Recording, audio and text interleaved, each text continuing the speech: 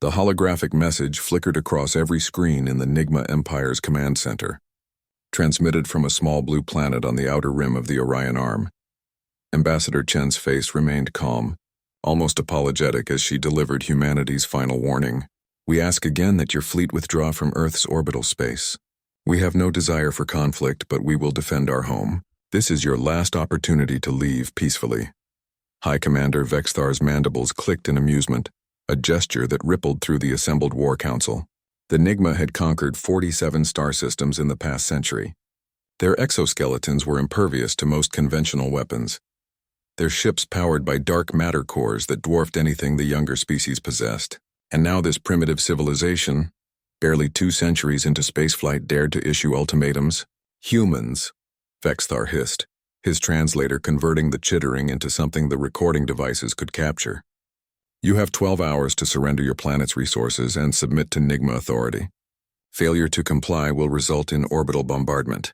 Your cities will burn. Your oceans will boil. Your species will serve as laborers in our mining colonies until your son dies. The transmission ended. Chen's expression never changed. The NIGMA fleet numbered 300 warships, each the size of a small moon. They had encountered resistance before. Desperate last stands, valiant but futile charges, weeping surrenders. The pattern was always the same. Superior firepower crushed inferior civilizations. It was the way of the universe. Vexthar watched the chronometer count down. 10 hours, 8-6, no surrender came. No desperate pleas for mercy. Just silence from the planet below, where 8 billion humans went about their day as if an extinction-level threat didn't loom overhead. Perhaps they're paralyzed with fear, suggested Sub-Commander Kraith. Some species simply freeze when confronted with inevitable death. Or perhaps, Vexthar mused, they're stupid enough to believe they can fight. When the 12-hour deadline expired, Vexthar gave the order. Begin bombardment. Target their major population centers first. Make it spectacular. Make it a lesson for the next world that considers resistance. The first salvo of plasma torpedoes launched from the NIGMA flagship, screaming toward Earth's surface at relativistic speeds.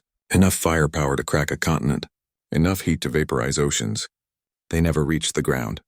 Instead, the torpedoes simply stopped. Frozen in space, suspended by an invisible force that shouldn't exist. Vexthar's tactical display lit up with warnings as every weapon system in the fleet simultaneously failed to respond. What? He started to say. Then Earth moved. Not the planet itself, the space around it. Reality twisted like fabric being wrung out, and suddenly the NIGMA fleet wasn't surrounding Earth anymore. They were scattered across 100 different positions, their formation shattered, their ships separated by thousands of kilometers of empty void. Impossible, Kraith shrieked. They don't have that technology. Our intelligence reports were accurate, came a new voice over the communication channel. Ambassador Chen again, but this time she wasn't alone. Behind her stood a tall woman in a military uniform, her gray hair pulled back, her eyes hard as diamond. 3 months ago you invaded our intelligence. Today we let you think you knew us. The woman stepped forward. I'm Admiral Kowalski, commander of the Sol Defense Fleet. You should have taken the warning seriously. Vexthar tried to recalibrate his weapons, tried to reform his fleet, tried to do anything. But humanity had been busy during those 12 hours. Had been busy for decades, in fact, ever since they detected the NIGMA Empire's expansion vector. While other species had focused on building bigger ships with more firepower, humans had gone in a different direction. They'd cracked quantum entanglement on a macro scale. They'd learned to manipulate space-time itself. They'd turned their entire solar system into a weapon. The NIGMA ships began to crumple, not from external attack but from internal collapse. Their own dark matter cores turned against them. Gravitational fields inverted, matter and antimatter streams reversed. In 17 seconds, 300 warships became 300 expanding clouds of debris. All except Vexthar's flagship. It hung there, disabled but intact, systems dead except for life support and communications. Chen's face reappeared on his screen. We could have destroyed you before you even entered our system, she said quietly. But we wanted you to know why. We wanted you to understand that the warning was real, that mercy was offered, that you chose this. Survivors will be returned to NIGMA space and escape pods, Admiral Kowalski added, along with this recording. Tell your empire what happens when they ignore humanity's warnings.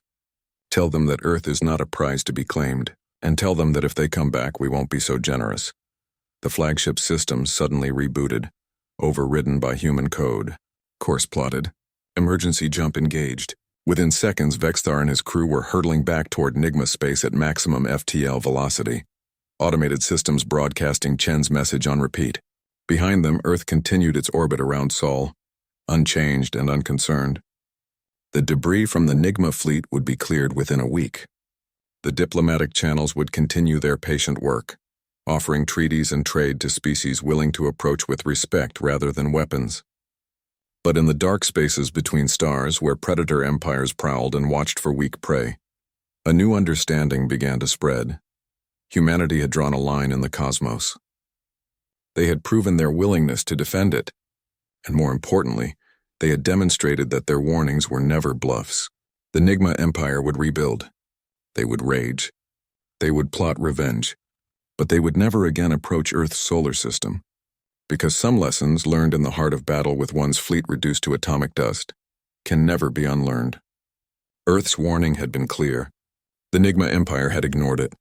And in the cold mathematics of galactic warfare, they had learned the most expensive lesson of all. Never underestimate the species that offers peace while holding a knife behind its back. Humanity didn't want to be warriors, but they were very, very good at it when they had to be.